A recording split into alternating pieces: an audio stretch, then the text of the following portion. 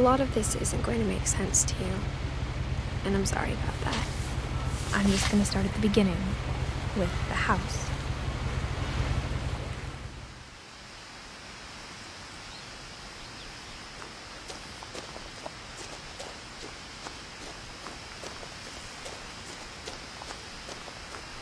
I lived here until I was 11, but I wasn't allowed inside half the rooms.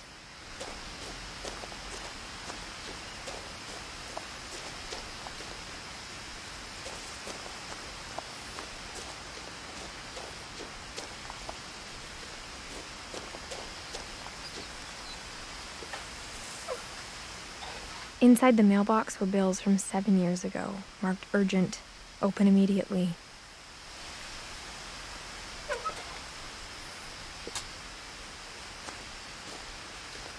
I hadn't been back since my brother Lewis's funeral.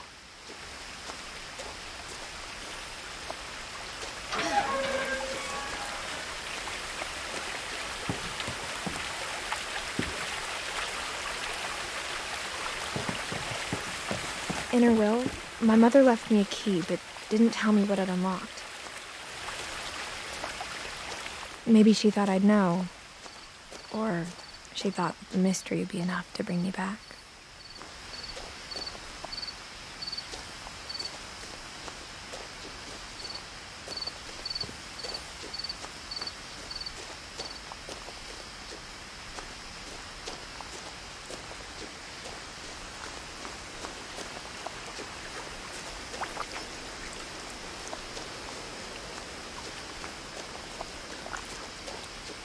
The truth is, even after I inherited the house, I never thought I'd come back to it. But now I had questions about my family that only the house knew the answers to.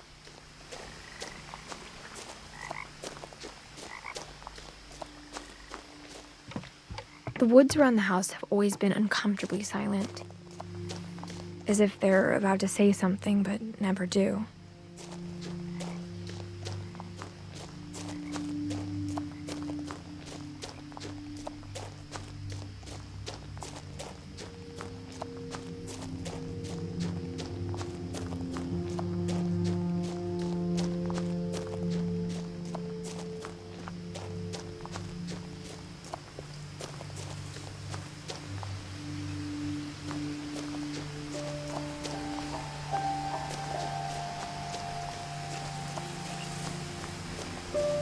The house was exactly like I remembered it, the way I'd been dreaming about it.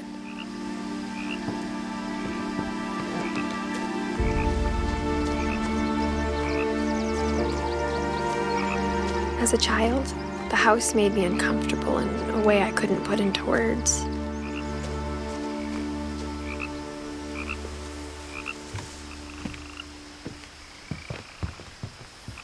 Now, as a 17-year-old, I knew exactly what those words were. I was afraid of the house.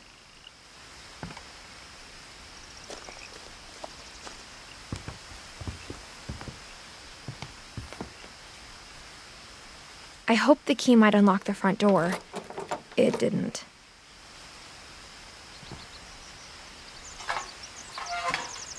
Looking in, I felt like the house itself had been waiting for me.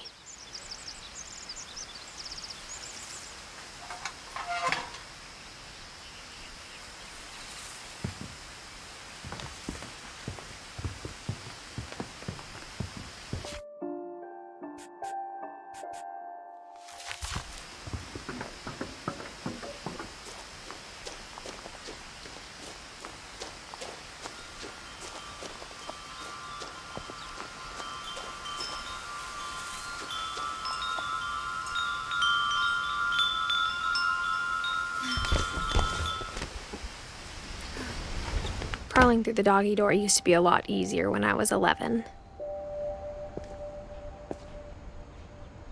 The power had been turned off the night we left.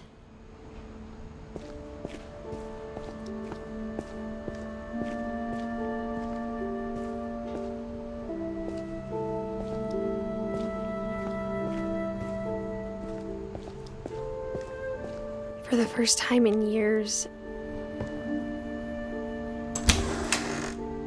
I felt like I was home.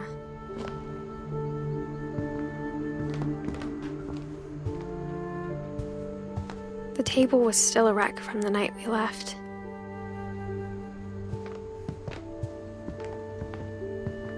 It was like a bomb had gone off, killing everyone but sparing the furniture. My mom was the only one of us who could imagine Great-Grandma Edie living in a nursing home.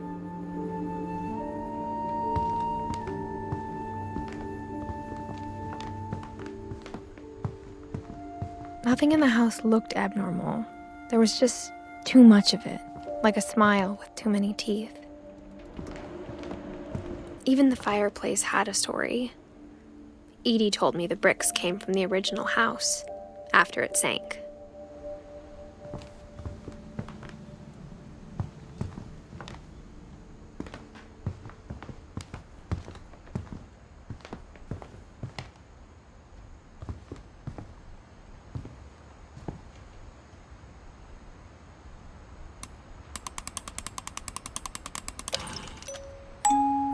Great-Grandpa Sven built a music box for Barbara, along with the rest of the house.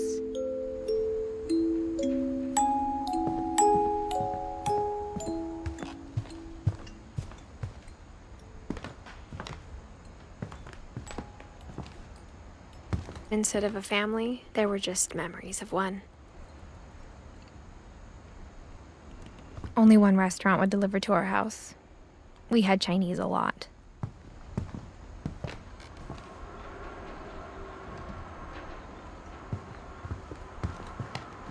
After Lewis started working at the cannery, we all got pretty sick of salmon. Except our cat, Molly.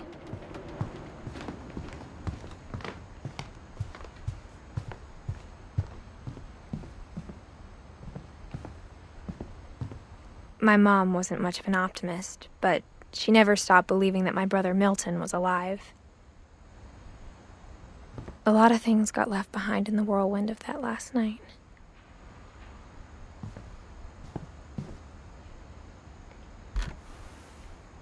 Edie told me once that every Finch who ever lived is buried somewhere in the library.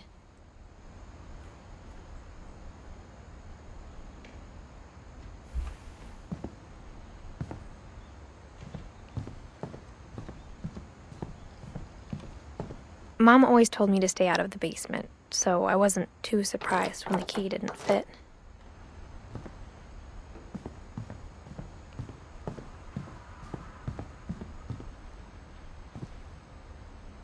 After Milton disappeared, Mom sealed up all the bedrooms. Then Edie retaliated and drilled peepholes.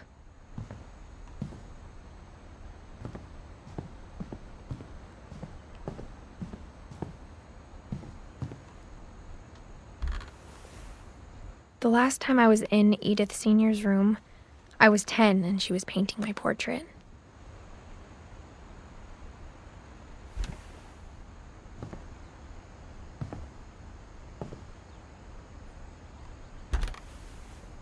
As a kid, I just assumed every house had peepholes and sealed rooms you weren't allowed inside of.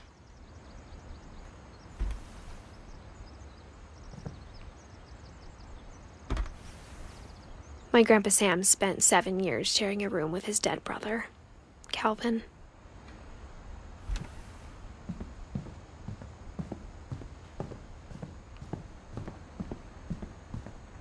Whenever people ask me about my family, the first thing they always want to know about is Barbara.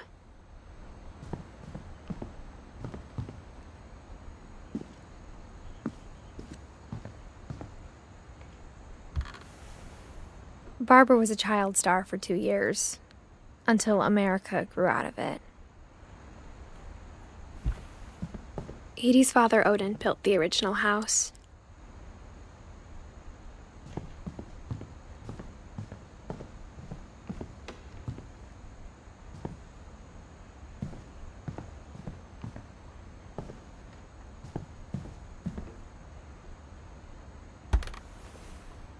Molly always seemed like a girl I could imagine being friends with, if she hadn't died in 1947.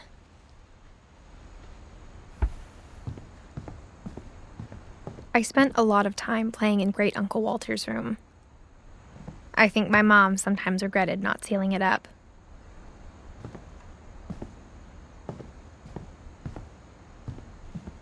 Lewis told me there were secret passages, but I never believed him.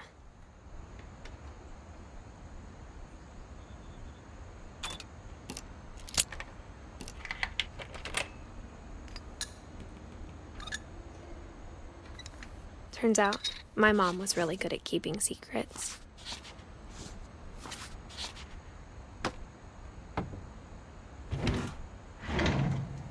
Now it was time to find out what my mom had been afraid of.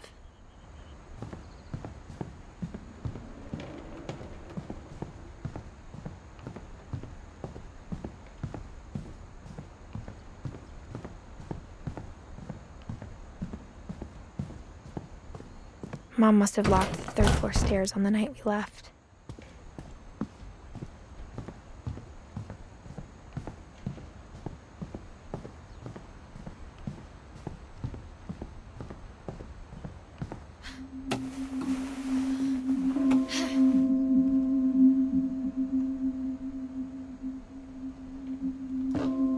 Reading this, maybe it sounds like I had a plan. But I had no idea what was behind that door.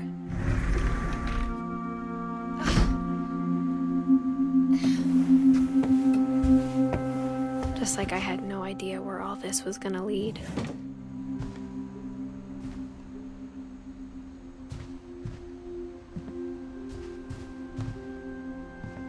I got the sense Edie had spent a lot of time here, before my mom sealed the doors.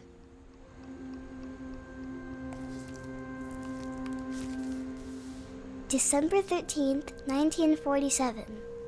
Dear Diary, I'll be gone soon, but I wanted to tell somebody about what's gonna happen. It started when Mom sent me to bed without dinner. I woke up and I was starving, so I looked around for something to eat. My Halloween candy was all gone. The gerbil food was dry, but I didn't mind it.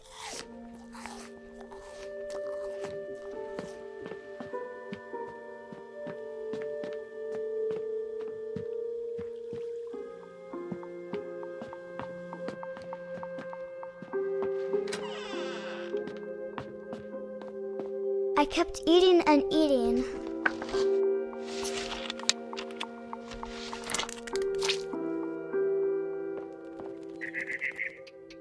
I ate a lot of things that night.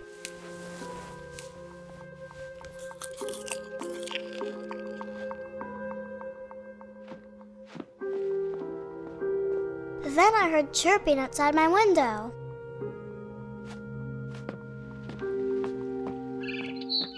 It was a barn swallow going back to her nest. I reached out for her.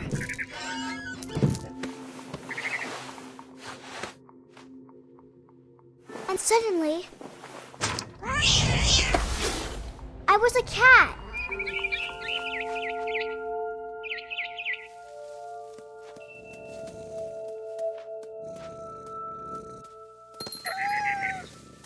I tried to be quiet, but the bird was really scared.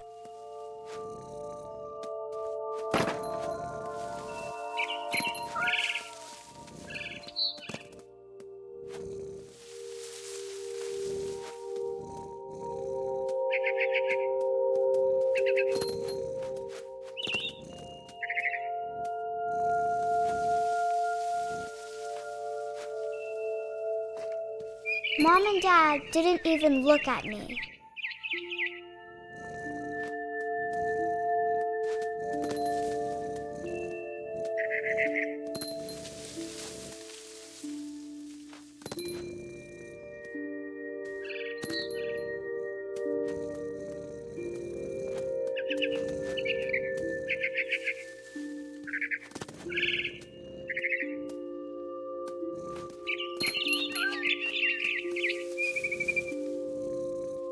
I jumped and I almost got her.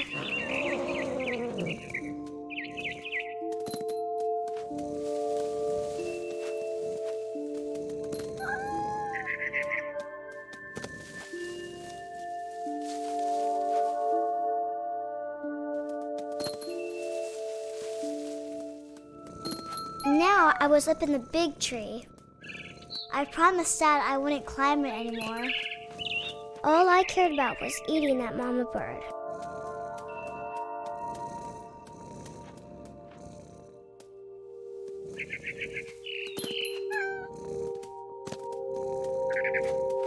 I gobbled her up. And suddenly, I was an owl. First, all I heard was the wind. Then I heard little teeth nibbling in the grass.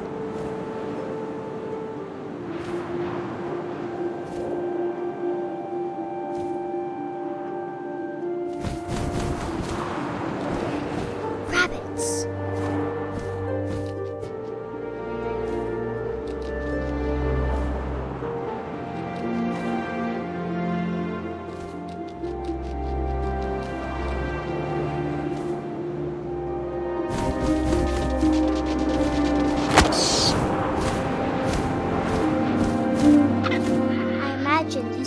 Looking up and seeing mine through my talons.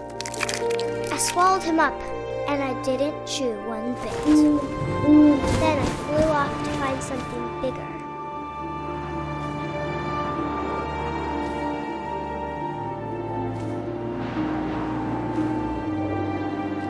A mama rabbit.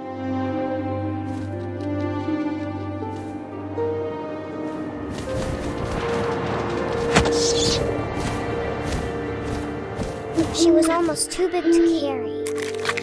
I started choking, but I couldn't stop eating. And suddenly, I was a shark!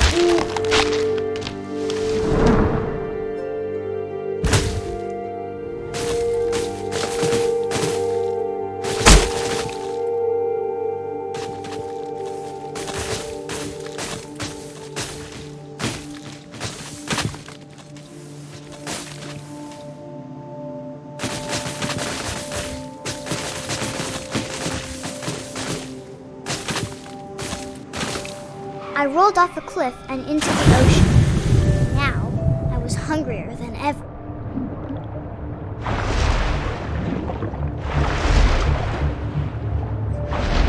I wanted fat, juicy seals.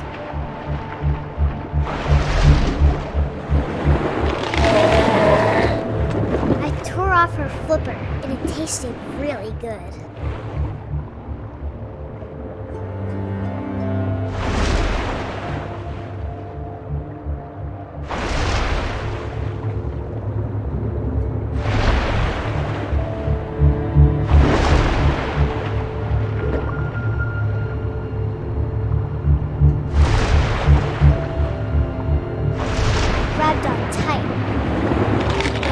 So hungry, I jumped out of the water.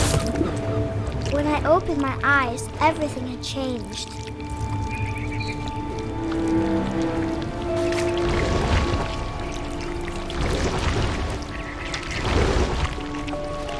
Now I was a monster, and I smelled people everywhere.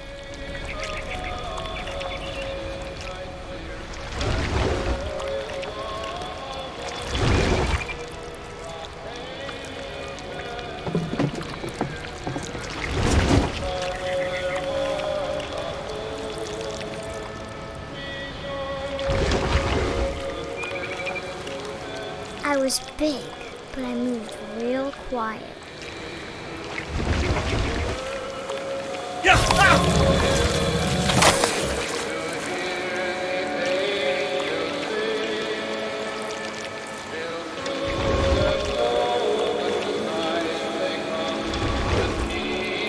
I wanted to stop, but also I didn't.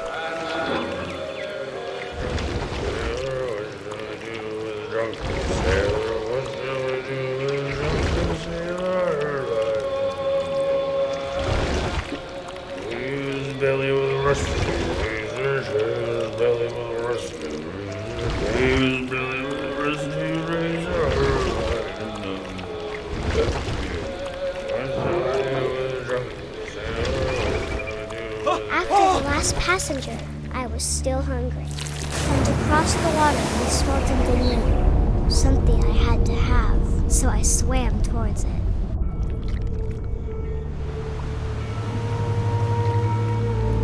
I slithered onto the sand, and the good smell went into an old pipe.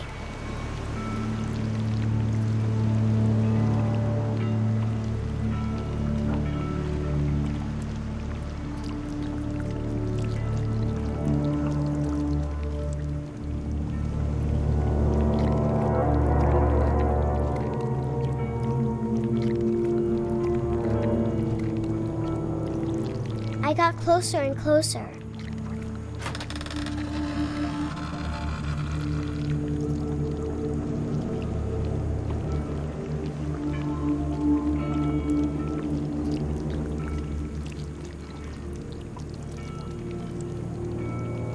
All of my stomach started growling. And suddenly, I was me again. I held my breath for a long time, but I couldn't hear anything. I think it's waiting for me to fall asleep. But it's not going to wait much longer. It needs to feed, and we both know I will be delicious.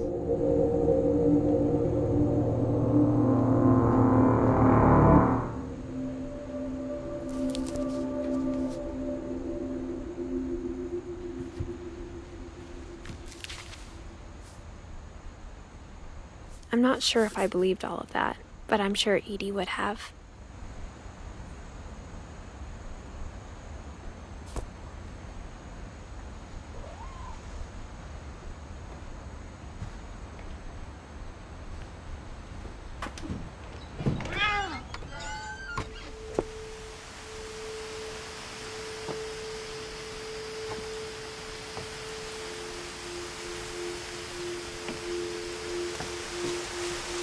This will be obvious later, but my mom never told me any of these stories.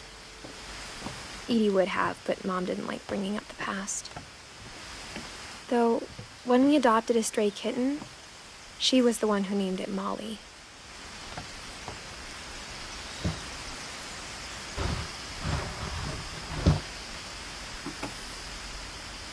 I spent a lot of time in Great-Grandma Edie's room. We got along, and it was a good place to hide from my mom. When Edie told people Sven was killed by a dragon, she could also have said he was building a dragon-shaped slide that collapsed. Even in her 90s, sometimes Edie seemed a lot younger than my mother.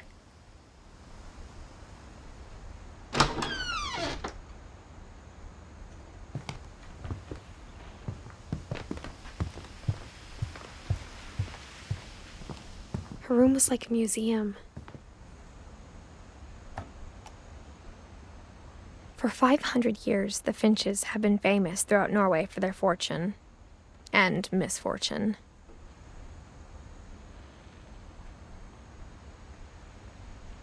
Odin Finch buries the latest victims of the family curse, his wife Ingeborg and their newborn son, Johan.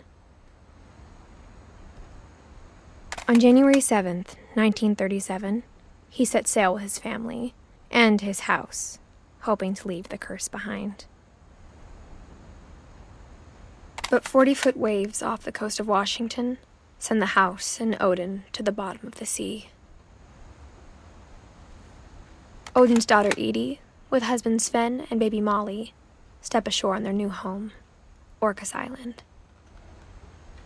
Odin Finch is the first to be buried in the new family cemetery. His daughter Edie is already dreaming of a new Finch house.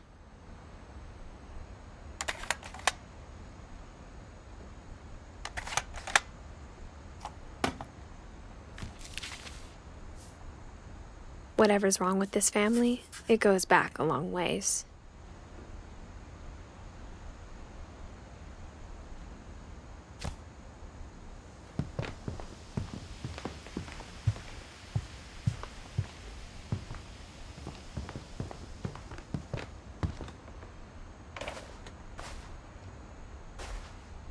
The only trace Grandpa Sam's first wife, Kay, left on the house was the pink bathroom. It was a pretty big trace.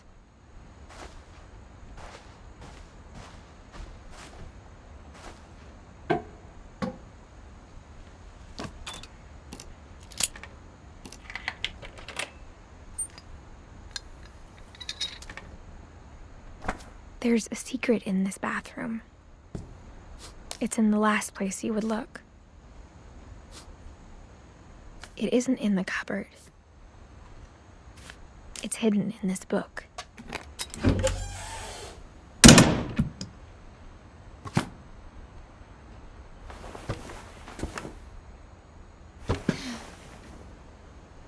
Sven gave Sam an old camera he'd refurbished. He never put it down.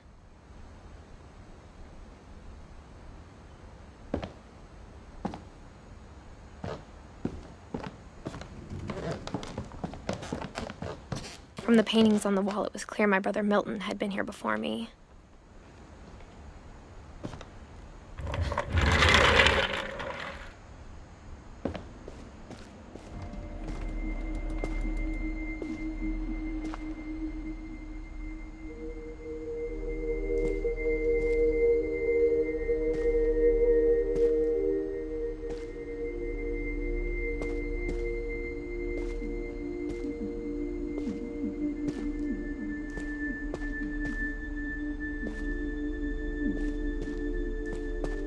I knew Grandpa Sam had a twin, and that he never talked about him.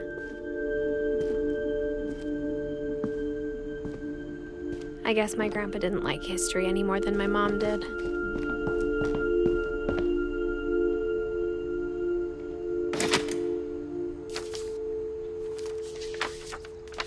How I Want to Remember My Brother by Sam Finch. The thing I remember is that when he made up his mind, that was it.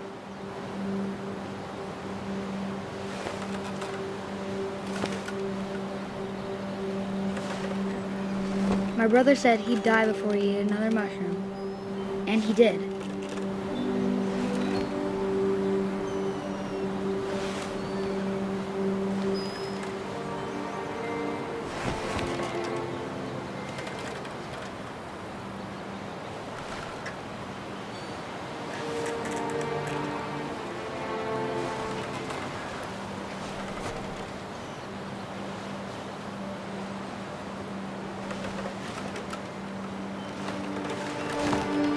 At Barbara's funeral, we swore we'd never be afraid again, and he wasn't.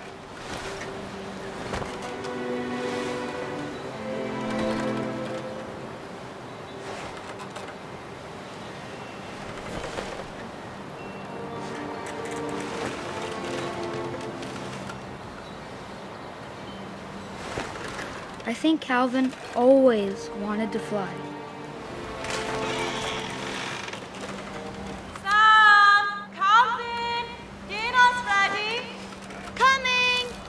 But that day, he finally made up his mind to do it. I told him going around was impossible. Maybe if I hadn't said that. Alvin, I'm not gonna tell you again. Maybe if the wind hadn't picked up. Then maybe he'd still be here. But I doubt it. I think he'd already made up his mind.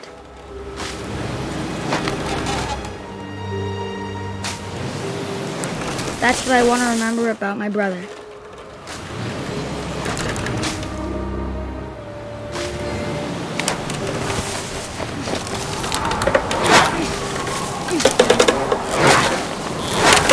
The day he made up his mind to fly. And he did.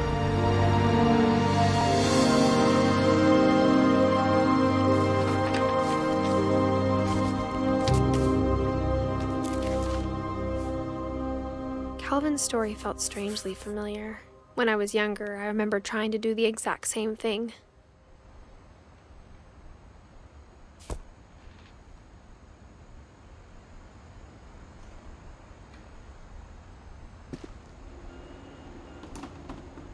After the funeral, Edie roped off Calvin's half of the room.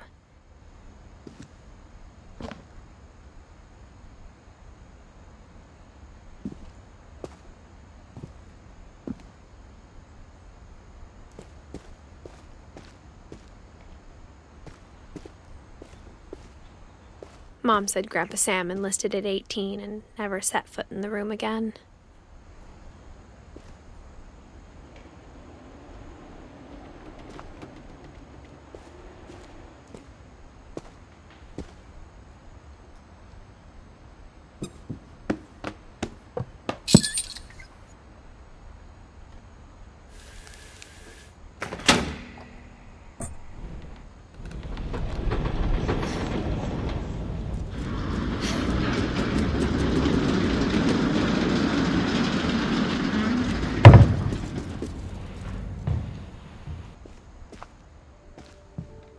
The passages were a pretty tight fit.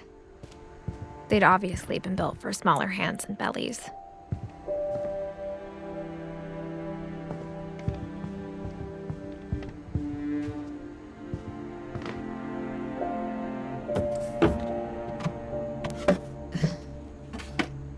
Growing up, I always thought of Barbara as a child star.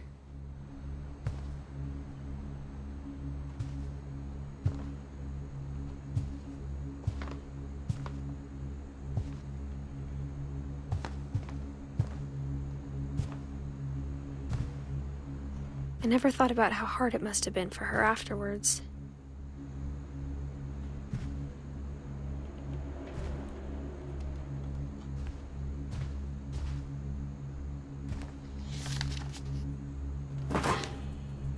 Of all the stories people wrote about Barbara's death, I'm surprised Edie saved this one.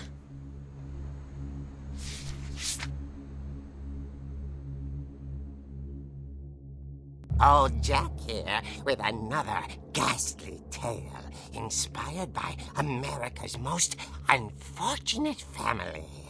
I'm calling it The Surprise Ending of Barbara Finch. As a child star, Barbara was famous for her scream. Now at 16, she was all washed up. A has-been. But in a lucky break, she'd been asked to perform her signature scream at a local convention for monster movie fans. It was just the boost her career needed. Unfortunately, her scream hadn't aged well. Getting better. I think you just need the right motivation. Her biggest fan and current boyfriend, Rick, was about to demonstrate when... Now that was a great scream. It was Barbara's father, Sven. He'd slipped into a table saw and had to be rushed to the emergency room. So Barbara got stuck babysitting her youngest brother, Walter. Her convention comeback was cancelled. Okay, I'm hearing frustration, but I'm not hearing terror. What if I tried... A gang of hoodlums in Halloween masks have been terrorizing Orcas Island tonight. Police are urging residents to... That came from the basement. You're right! Also, I loved your delivery on that. Why is your basement door locked? Because my dad likes making puzzles and secret passages. There's a key hidden in the music box. The secret is to keep winding and winding until finally the key pops out. Thanks, babe. I'll be back in a sec. 20 minutes later, Rick hadn't returned. So Barbara went to look for him, right on cue. She reached for the music box.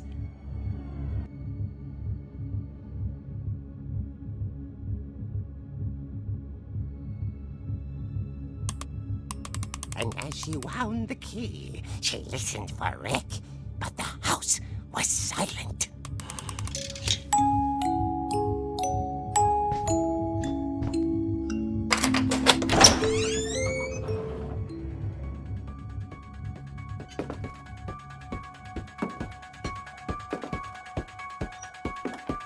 She found Rick's crutch and imagined the worst.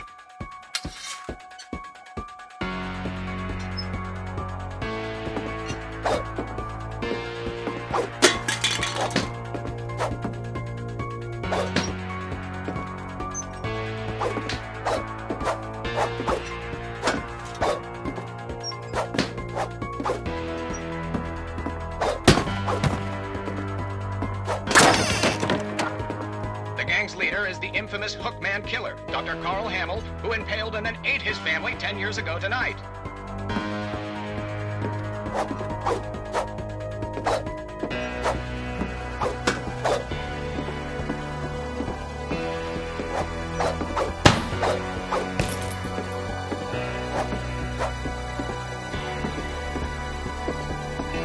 The old fridge rattled and grew still.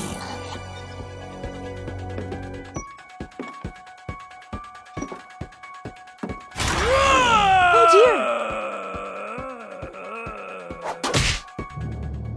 Oh! Rick? Barb, relax. I was just trying to scare you to help you find your scream. Well, I'm not scared, Rick.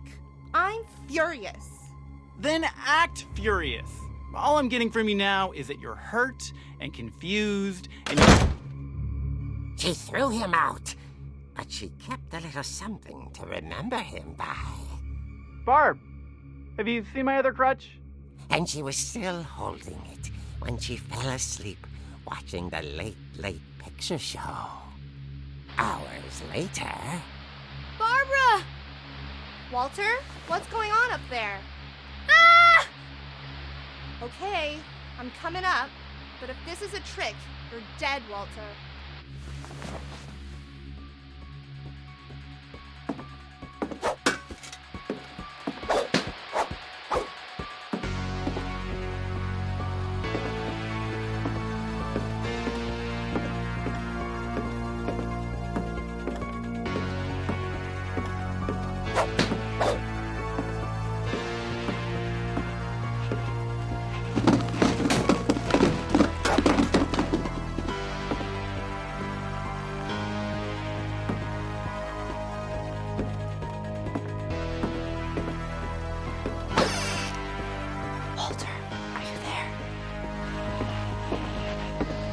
Walter had vanished, but his bedside radio was still on. Orcas Island police describe the man as 6 feet tall, with a steel hook for a hand. Residents are urged to lock all doors and windows and notify the police of any suspicious activity. Barbara turned, saw the hookman, and was speechless. He was quite smashing.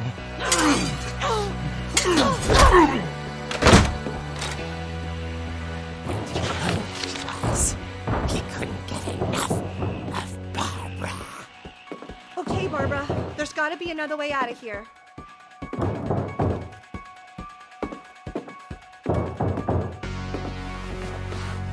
That night, she played her part beautifully.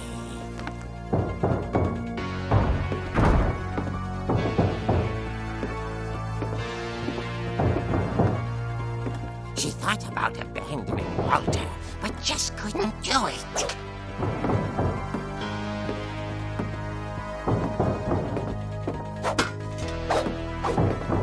Molly's door hadn't been opened in years.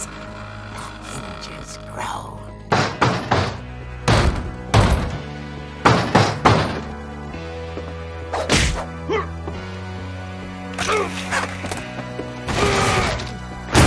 He wasn't moving, but she sensed the story might not be over yet.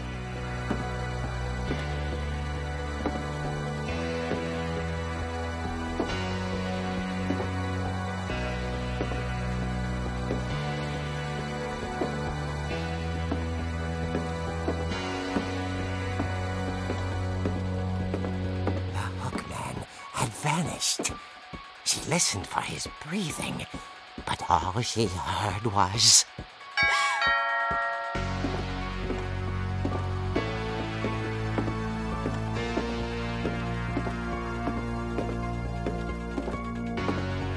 At the door, she heard whispering. It was coming from inside the house.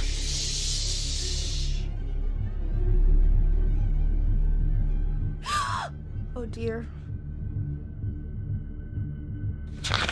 The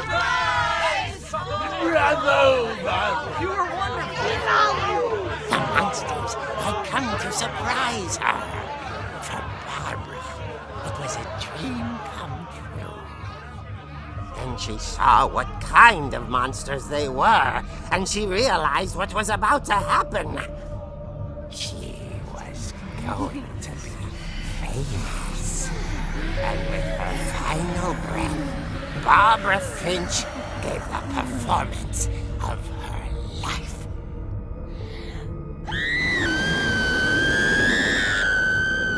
I wasn't there myself, but I hear Barbara was magnificent.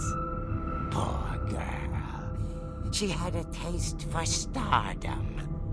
But unfortunately, so did her fans. Of course, the police blamed it all on poor Rick, who disappeared the same night. And little Walter? Hiding under his bed the whole time. He took it all pretty hard, but that's another story. As for Barbara, tucked inside the music box was all they ever found of her. Her ear. Now that's what I call a real eerie tale.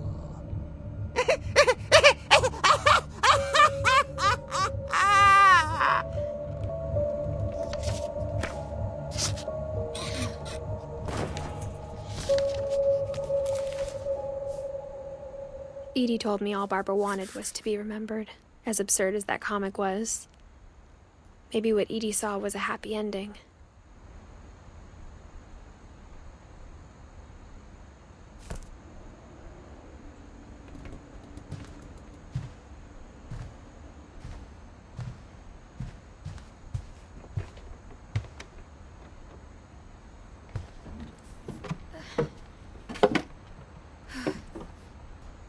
I guess now I know why Mom didn't like me playing with the music box.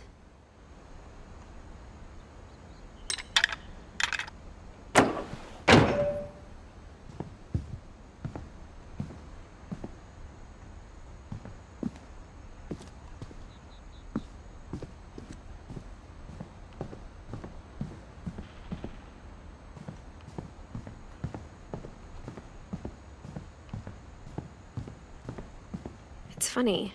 All those times I played with the music box and never found the basement key.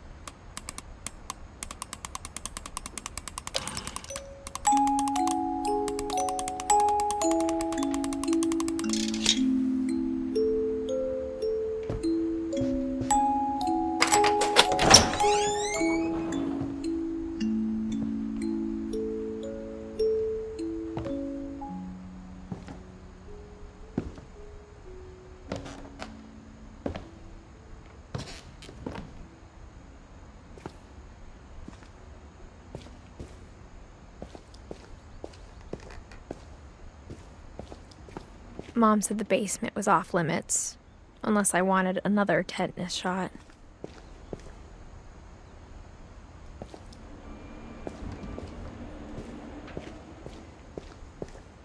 I saw Edie sneak down to the basement once, carrying packages.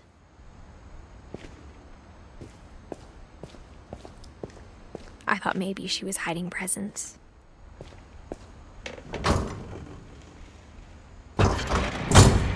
It turned out she was hiding a lot more than that.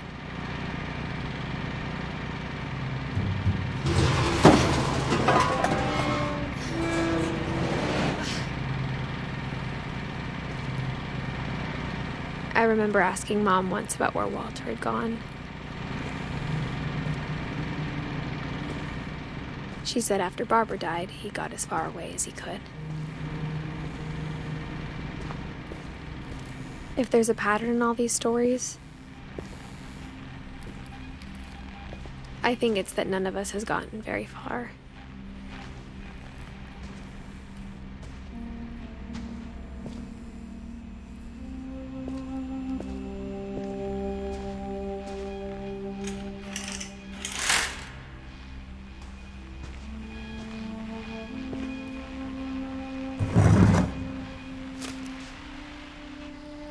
Goodbye, everyone. I can't believe I've been down here for 30 years. On that first day, after the shaking started, I didn't think I'd survive a week.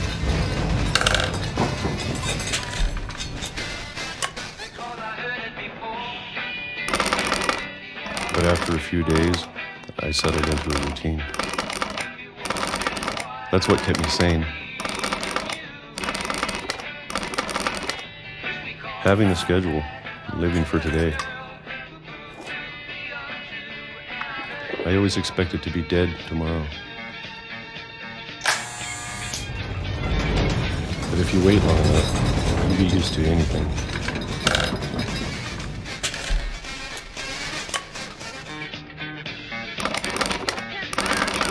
Even a monster on the other side of the door starts to feel normal.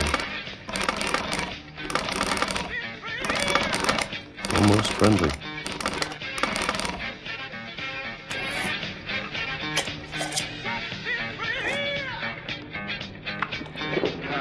And then one day, everything just stopped. Whatever that thing was, it was gone. Maybe it got tired of waiting. Or maybe I just got tired of being afraid.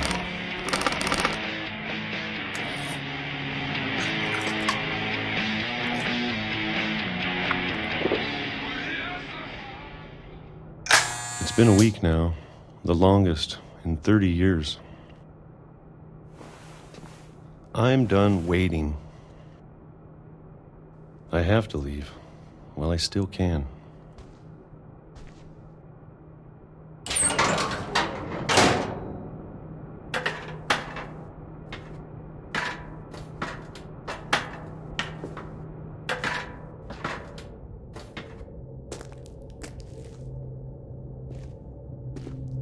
I know it's out there somewhere. Whatever killed Barbara and Molly and Calvin.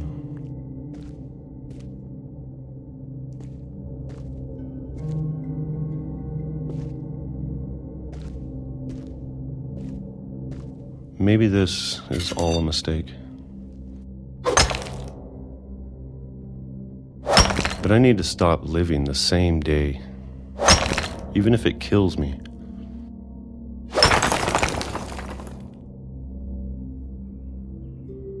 Whatever's out there, I want you to know I'm ready for it.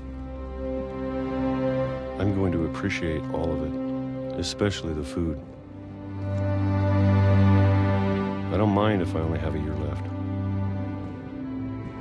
or a month, or a single week.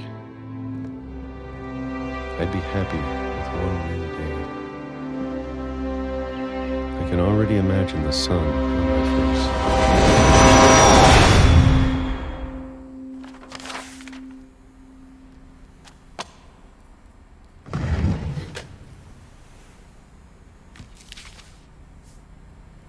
Walter died when I was 6. I can't believe my mom never told me he was down here.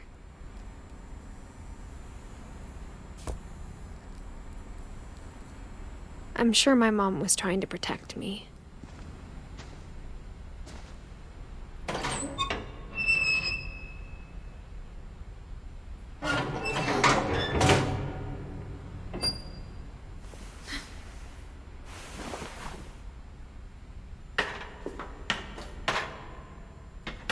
Maybe she was afraid I'd end up like Walter. But if she never told me about an uncle under the house,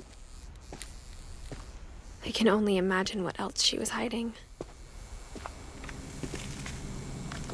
I don't want to make the same mistakes she made. Trying to bury something that's still alive.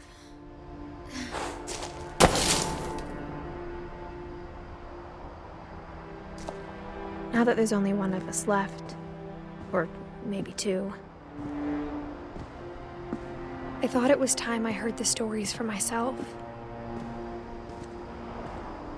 and found out what happened to everyone else. But now I'm worried the stories themselves might be the problem. Maybe we believed so much in a family curse, we made it real.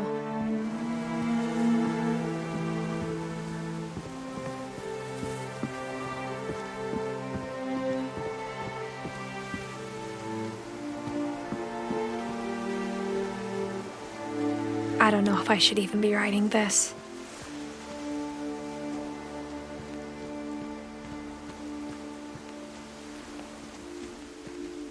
Maybe it'd be better if all this just died with me.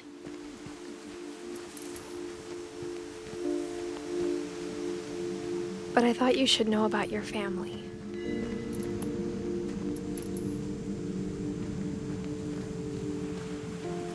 And the history you're a part of.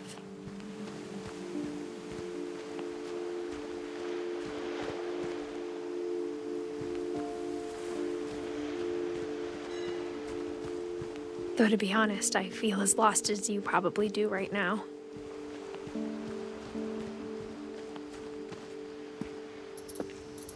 I think the people in these stories believed them, for what that's worth.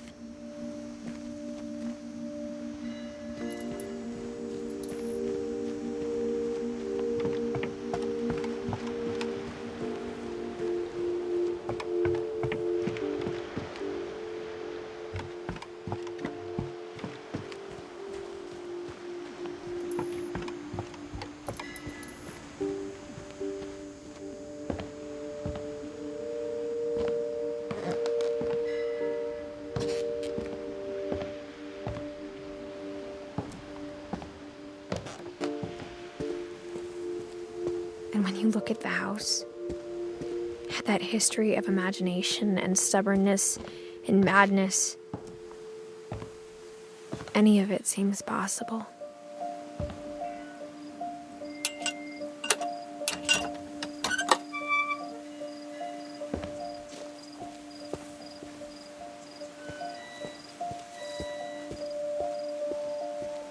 I think we've been surrounded by death for so long, we've just gotten used to it.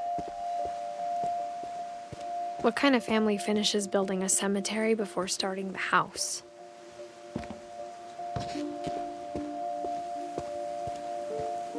It's embarrassing for me to admit this, but the pet cemetery made me more uncomfortable than the human one. 3 of the gerbils were mine, and 2 had been my fault.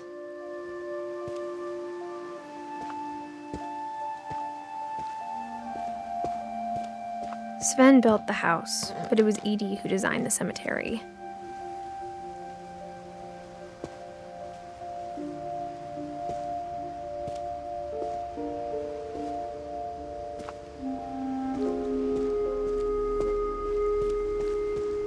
I'm sure Odin's monument had been Edie's idea.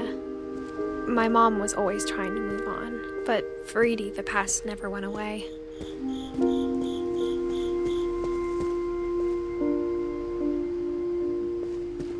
She could see it poking out of the water at low tide.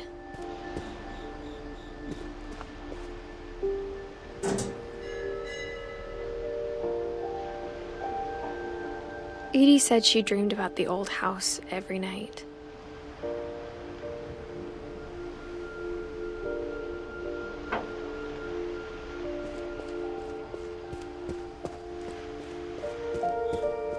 Edie's side was always easier for me to understand.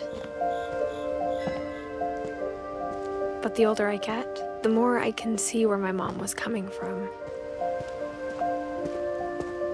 Her dad had been pretty strict, but it wasn't enough to save her brothers. She was just trying to do better.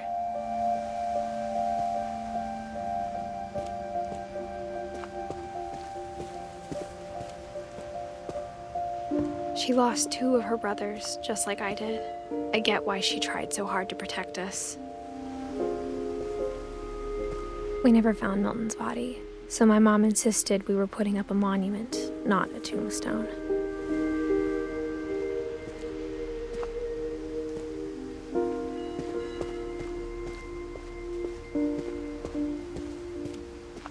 There's so many things I wish I could ask my mom now. Part of me thinks this is what she wanted all along. For me to come back someday and find everything out for myself.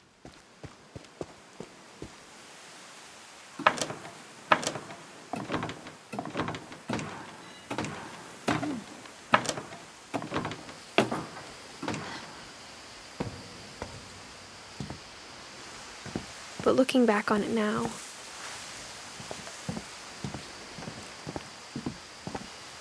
if she told me there was going to be so much climbing, I never would have come when I was 22 weeks pregnant.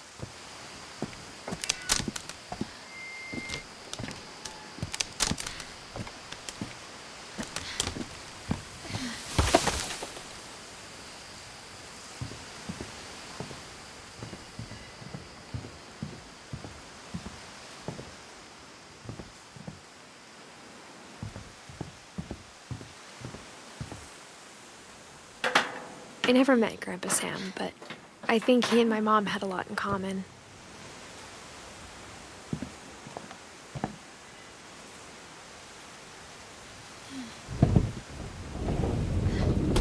They were both pretty intense.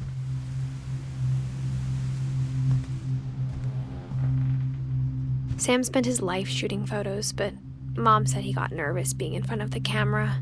I guess we're all afraid of something.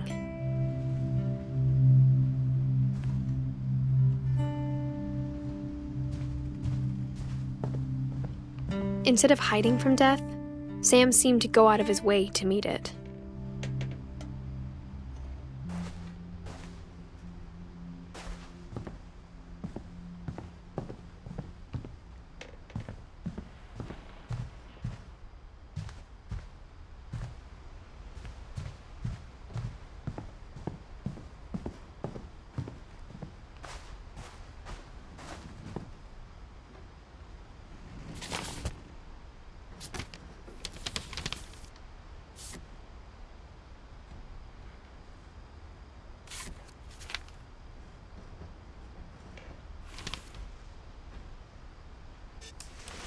Dawn, I promise, you'll never forget this weekend.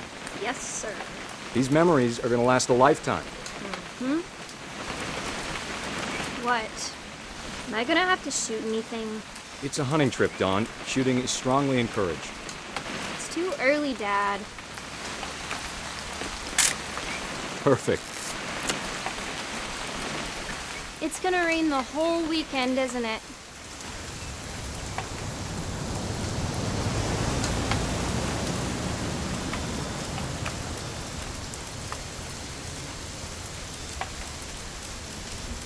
Please just take the damn picture.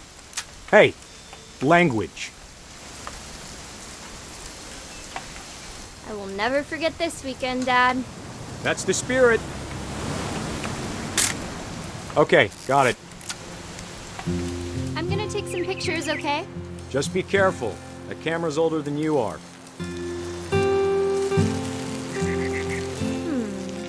Definitely should not have drunk all that coffee. Hey! That's a keeper. I'm just saying, I'm not always gonna be here, Dawn. You'll need to remember this stuff, if you want to survive. I'll be fine, Dad. You know who else thought he was gonna be fine? Some guy who died. Dawn, I'm being serious. I know, Dad. You're always serious.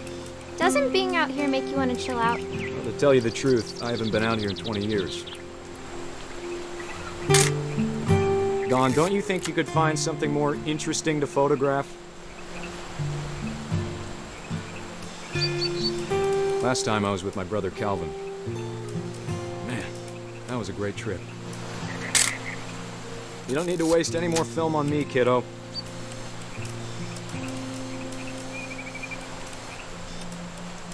Your grandpa Sven taught us how to fish, how to build a fire. We found an old logging trail. There were deer everywhere. I bet if I could remember where that trail was, we'd spot a buck for you in no time. Dad! Good eyes, Dawn.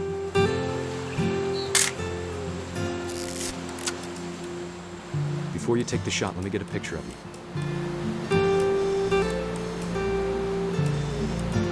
Dad, I... Just breathe. Turn off your imagination. Focus on your target.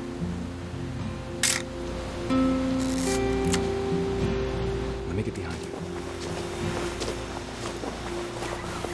Do I have to do this? Dawn, you don't have to do anything. But if you want to survive, you'll need to be strong. Great shot, Dawn!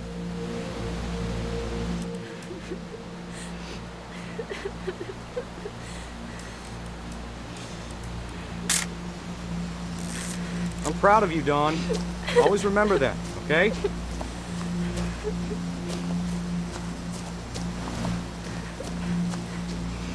Dad, it's twitching. I think That's it's totally normal, Dawn. Just focus on the camera. Try not to think about— Dad!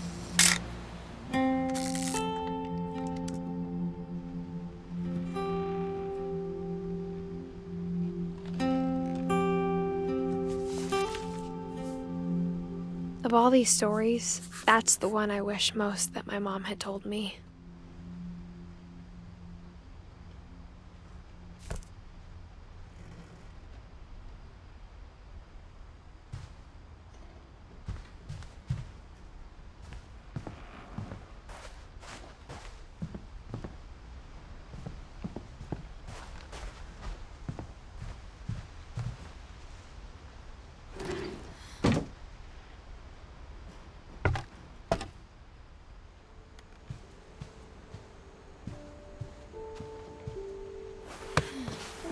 After Sam died, my mom and Edie got really close.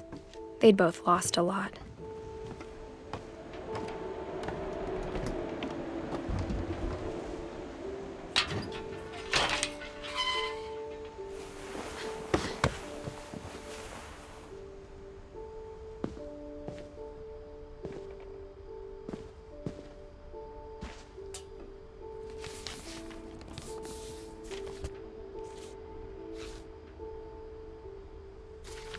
Dear Kay, do you remember the way Gregory used to laugh when he thought he was alone? Like something funny was happening, but only he could see it.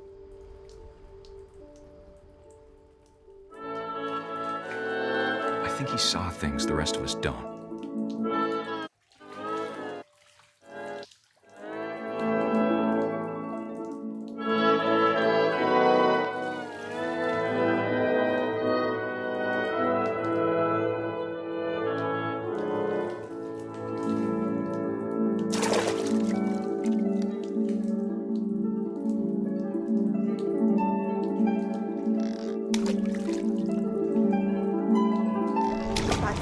Gregory, it's time to... Hold on, sweetie. Hello? Sam, I told you I don't want to talk right now. I wonder what he saw. What his world was like.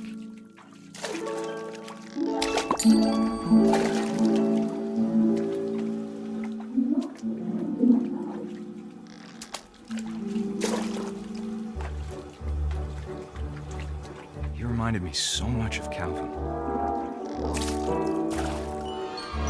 Lost in his imagination.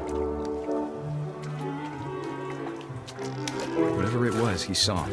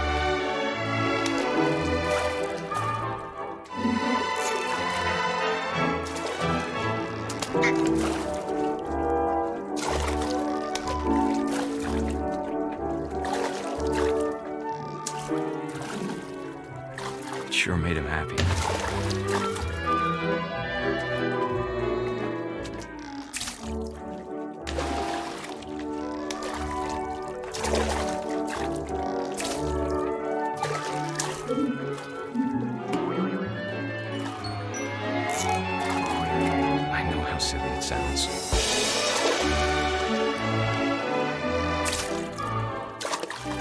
I worried about a baby being too happy. But I could feel him slipping away. Sorry about that, Gregory. I know you did everything you could. Maybe if I hadn't called that night. Damn it. Hold on, I don't want Gregory to hear this.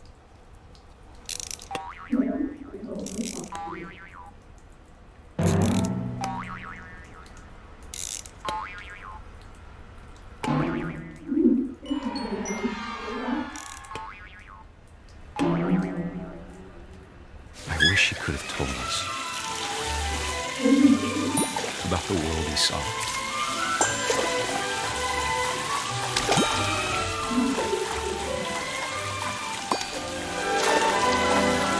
There's so much I don't understand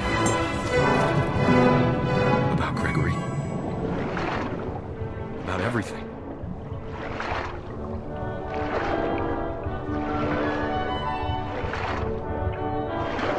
But I know what happened wasn't your fault.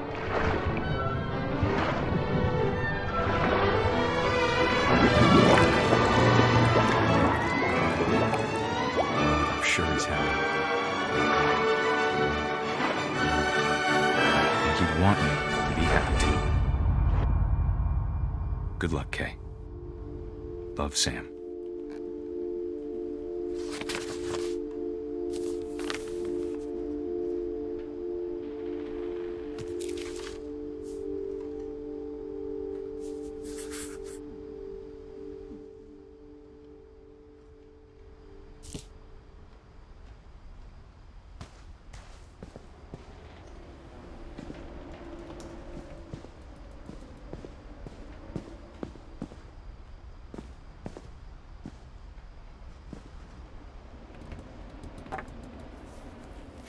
A poem for Gus, who always said the wedding was a bad idea.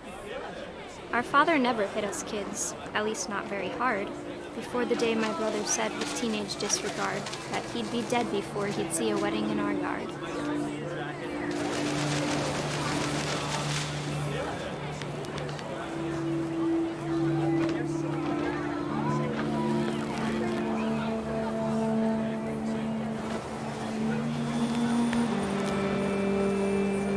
Father made him come, of course, but Gus stood far apart, just flew his kite and bottled up the storm inside his heart.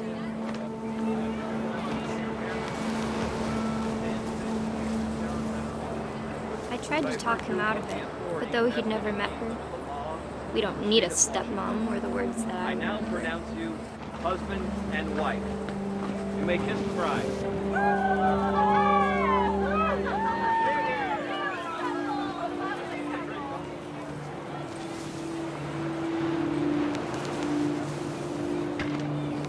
When the time for photos came, Dad ordered him to come here. But Gus declined, and as a sign held up his middle finger.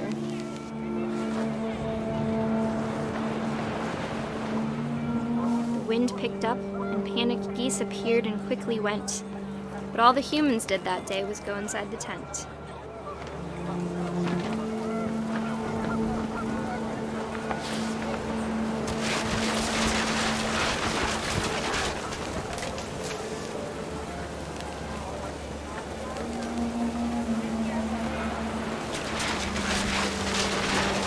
Rain came down in buckets then, but no one seemed afraid that nature might destroy the tent our dad had crudely made.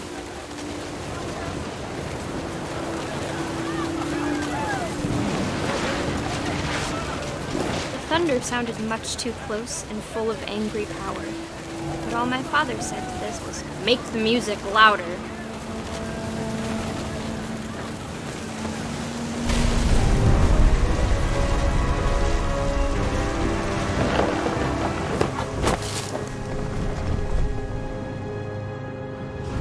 I wish that I could truly say I thought about you on that day.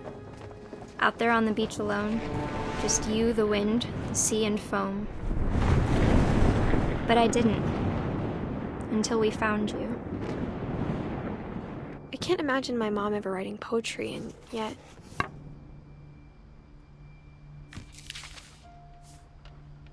She never talked about him, but Mom told me once if I was a boy, they were going to name me Gus.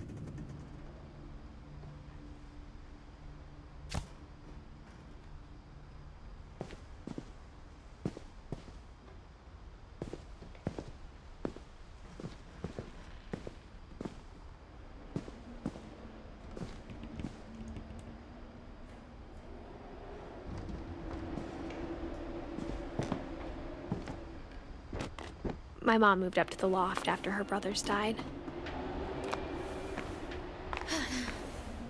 At the time, it was as far away as she could get.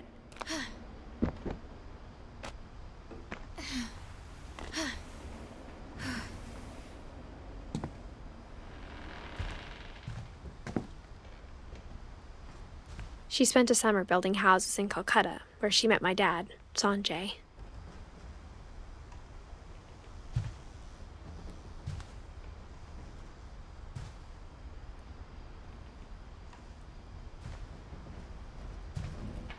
My mom moved to India a week after graduation and got a job teaching English. Lewis was born a year later.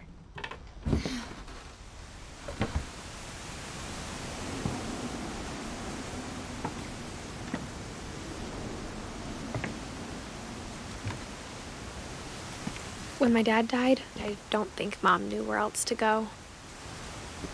I'm sure Edie was happy to have her back.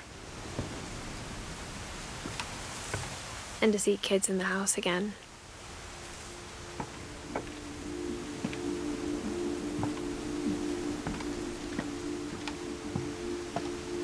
The house had to get a little bigger, but Edie was used to that.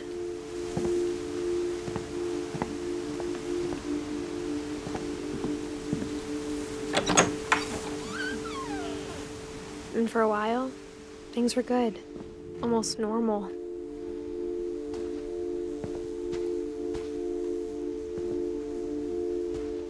But it didn't last.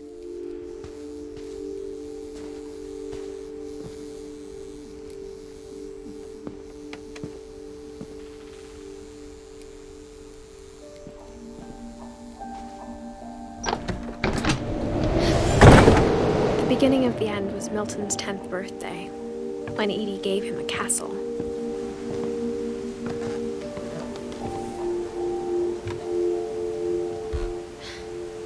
After Milton disappeared, the only thing he left behind was a room full of paintings.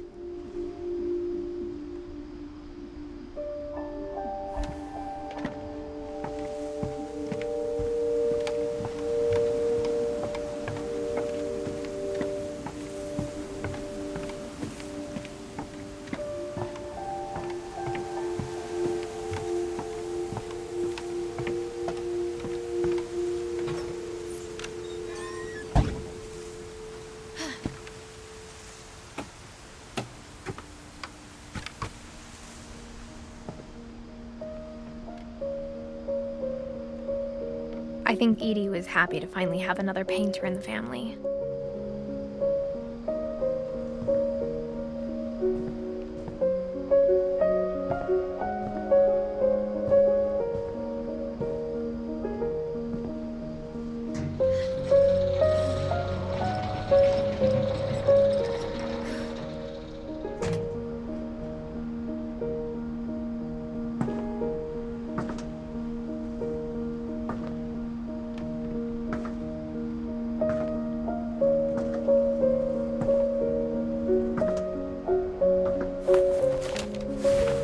Milton Finch in The Magic Paintbrush.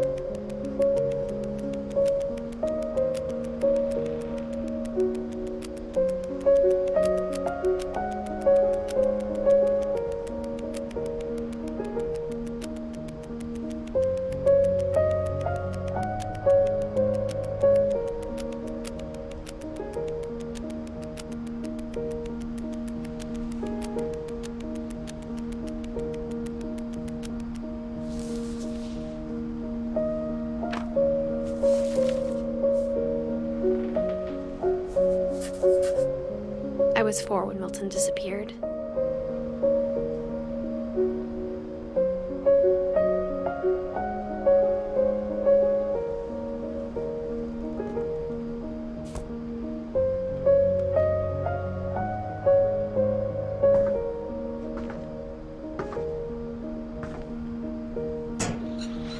Mom spent months searching for my brother. Then she sealed the doors.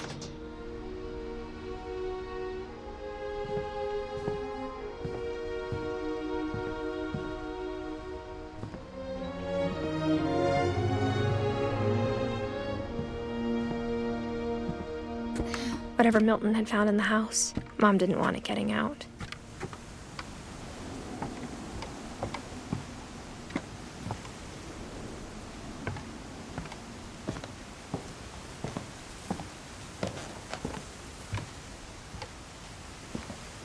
Mom definitely blamed Edie, but I think Lewis blamed himself. After he graduated, he just spent more and more time in his room, until Mom got him a job at the cannery.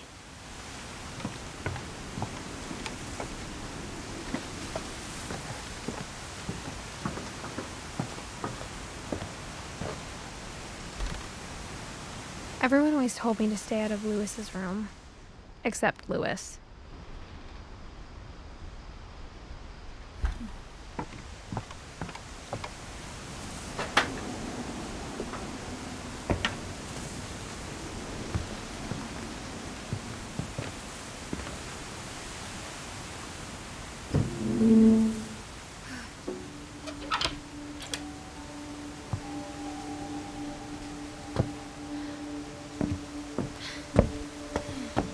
Lewis's room smelled very, very familiar.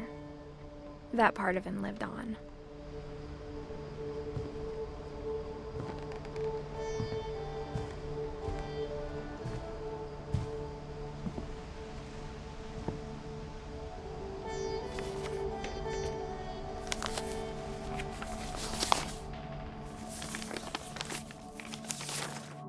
Dear Mrs. Finch, as Lewis's psychiatrist, I can understand your desire for an explanation.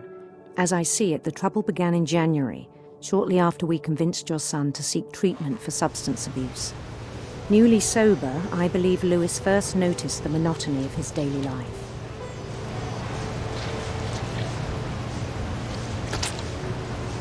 He kept working at the cannery.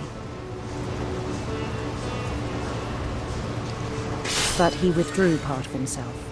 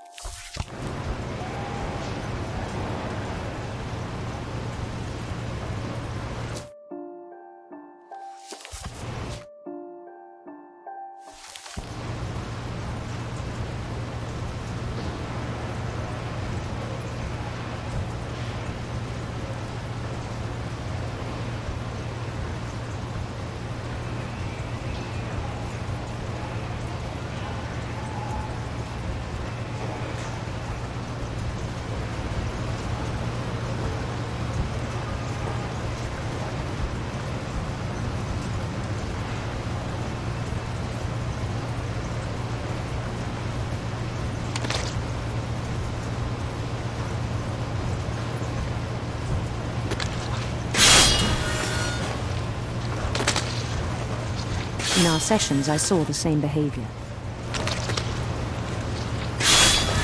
His mind began to wander. I asked him to describe it. He said he started small, imagining a labyrinth. He'd feel his way about. Then something moved. Bats. and toads.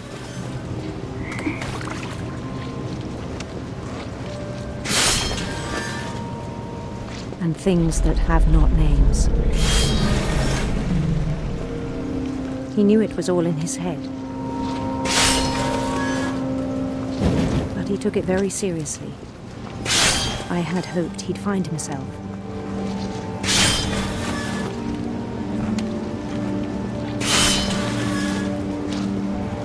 But he found something more. I worried about him then, daydreaming at the cannery. I spoke with his boss, but he said Lewis had become a model employee. Methodical, tireless, focused. Like a whole new Lewis. So I let him go on.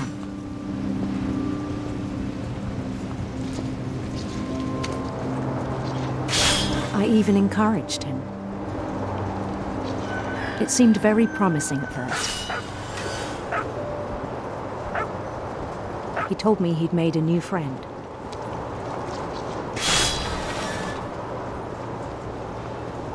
On the edge of a city he named Lewis Token. He built the city up slowly, brick by brick. Then he made musicians.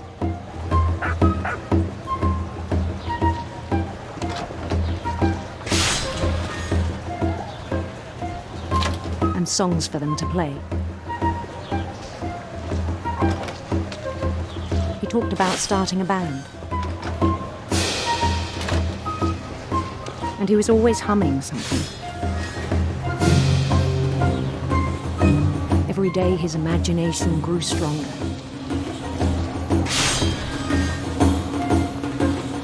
He no longer spoke at the cannery. But his chopping was as reliable as ever. Then one day it struck him that all the cheering crowds, even the stones under his feet, were all in his imagination, so he could do whatever he wished.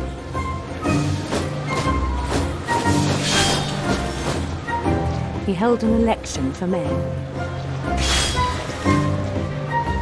and he won.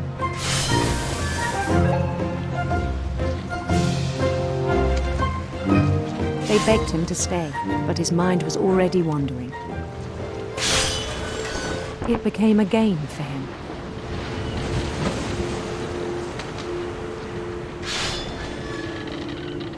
He'd conquer a city, then immediately push on. New Louisville.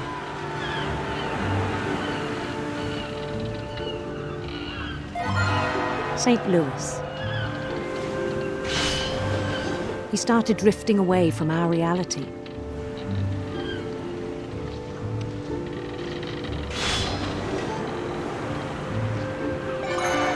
Minneapolis. Until one day he forgot to go home from the cannery. Even as his mother pleaded with him, part of Lewis kept sailing on.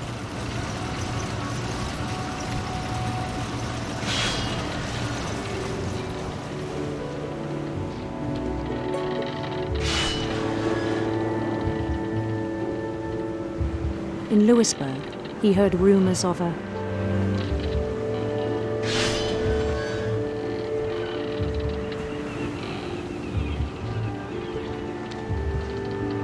handsome queen.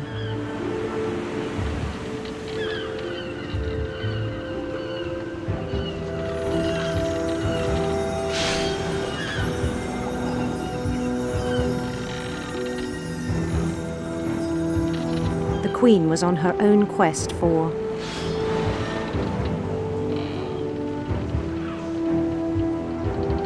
radiant rainbows.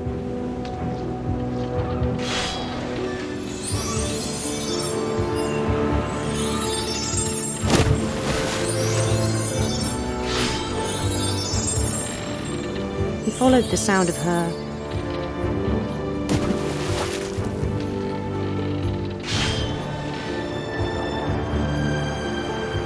electric sitar.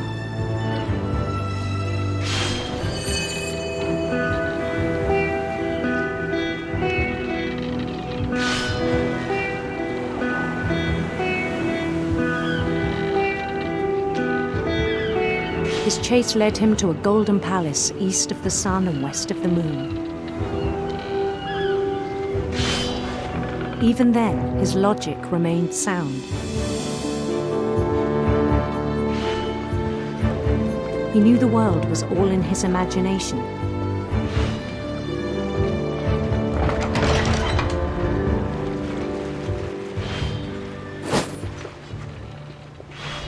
But he was so proud of having created it.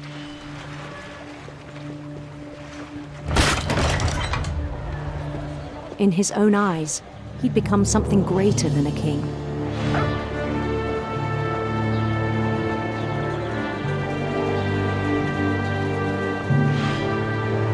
For someone who'd never known success in the real world, I think it was overwhelming.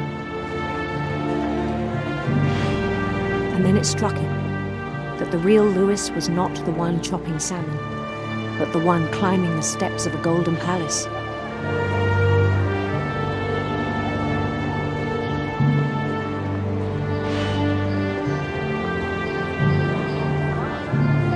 My imagination is as real as my body, he told me. It was hard to argue with him.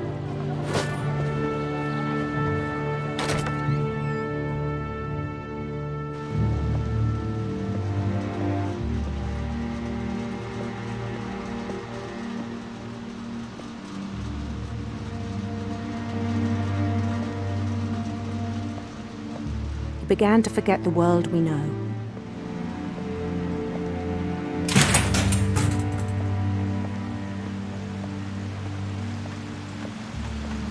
I think it pained him to remember Lewis, the cannery worker.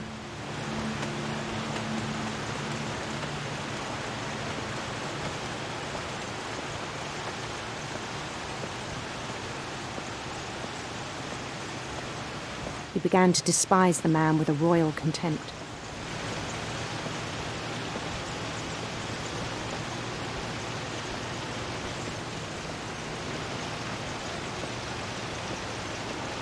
I still thought I could save him. Even after he said he was being crowned king over all the lands of wonder.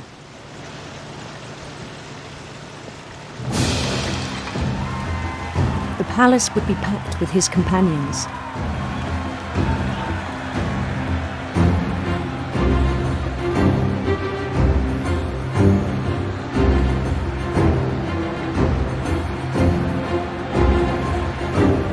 Including the wise Calico who'd insisted on advising him.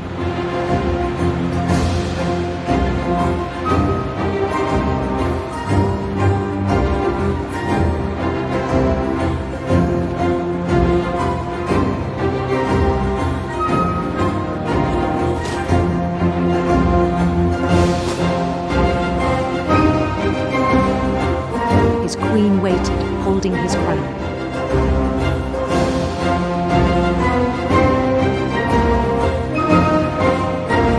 There was only one thing left to do.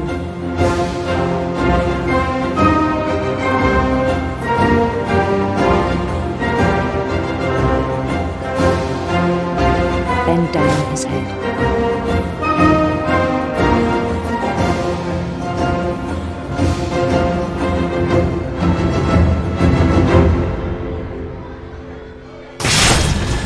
Rest, I think you know. Mrs. Finch, your son was a kind man who will be missed by all of us who knew him.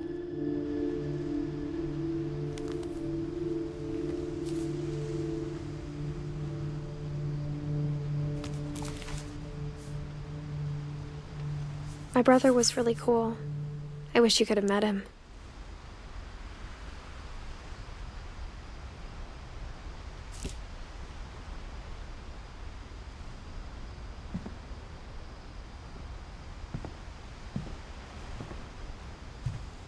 He was so proud of being Indian. I think for him, it was a way to be something other than just a Finch.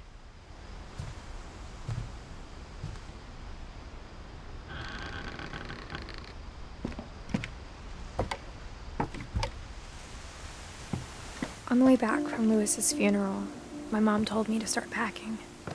She waited until the day before we left to tell Edie.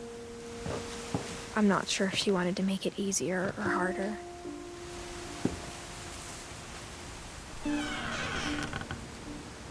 I wish we'd stayed.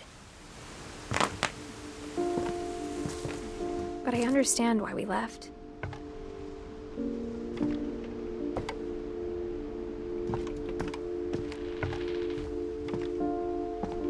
My mom ended up leaving everything behind.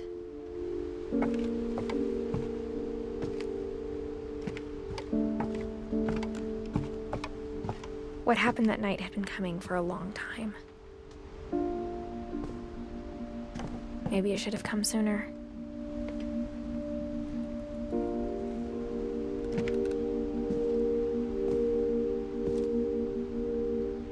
But it had to end one way or another. All that's left now is to tell you about that last night.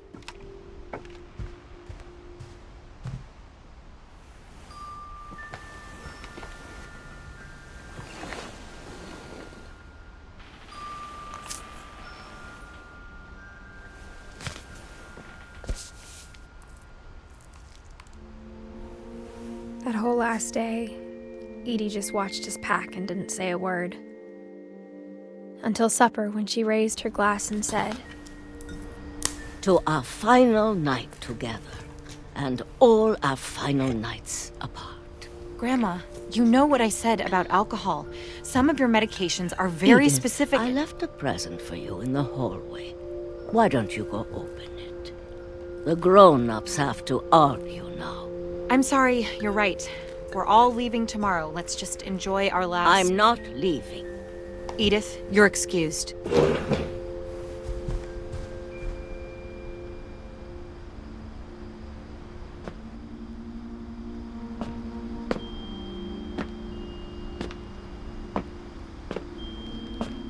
The power had been shut off that morning, but Edie always had plenty of candles. When my mom sealed the library, I don't think she knew about the other entrance. Or that Edie had a key to it.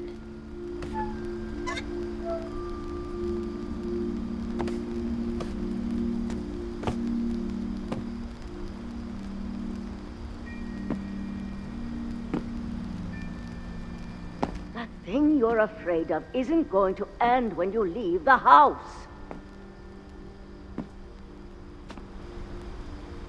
Edith has a right to know these stories. My children are dead because of your stories. I think it's best if Edith and I leave tonight.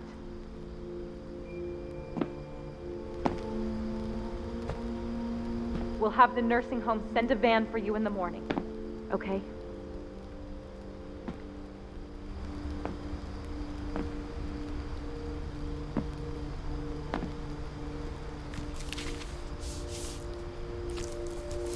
Dear Edith, there's so many stories I wish I could tell you, but there's only time for one. This is about what happened on the night you were born. That night, the tide went way, way out.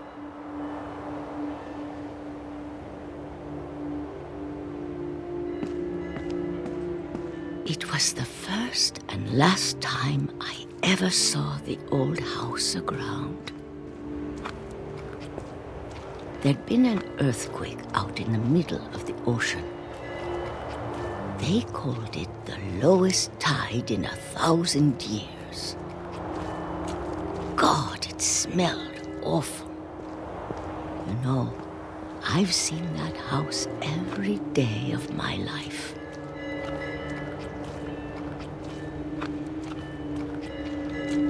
But I never thought I'd go back to it. When the fog rolled in, I lost my way.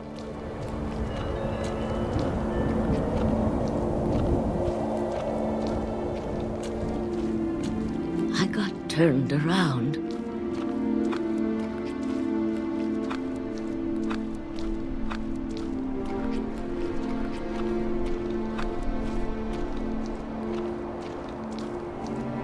For a while, I wondered.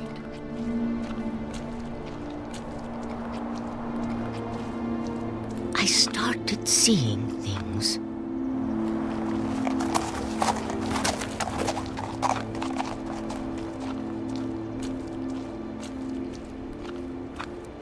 Things I'd forgotten had ever existed.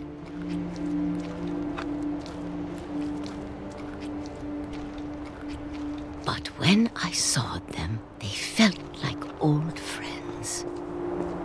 That night, a lot of things came back to me. Or maybe I came back to them.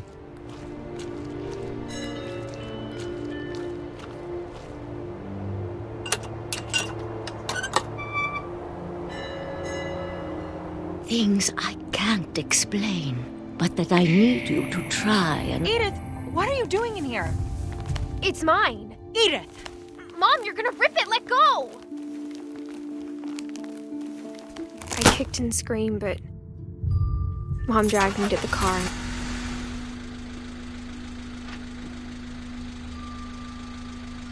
I never saw Great-Grandma Edie again. The next morning, the band came to pick her up, but she was already gone. After that, we moved around a lot.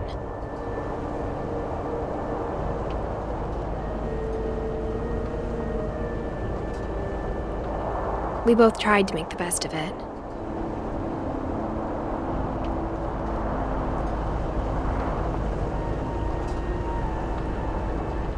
A few years went by.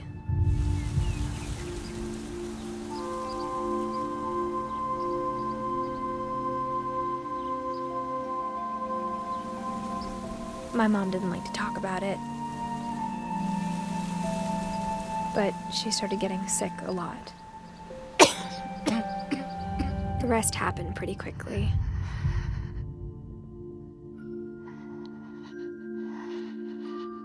She got better for a while, and then she didn't. And then I was alone.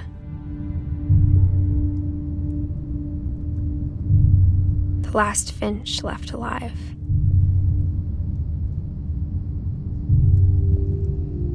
Until I found out about you.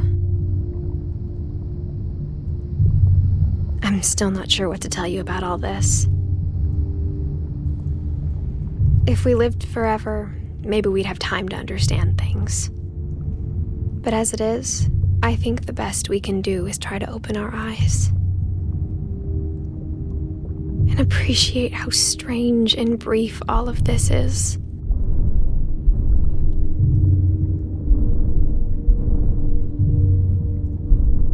This journal was supposed to be for you.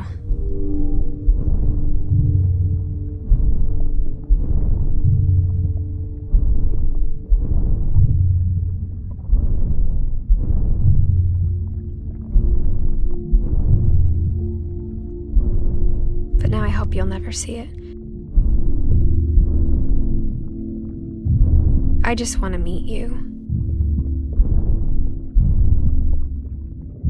And tell you all these stories myself. But I guess if you're reading this now, things didn't work out that way.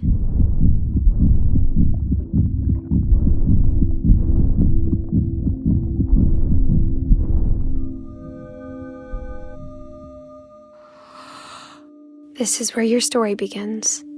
I'm sorry I won't be there to see it. It's a lot to ask, but I don't want you to be sad that I'm gone. I want you to be amazed that any of us ever had a chance to be here at all. Good luck.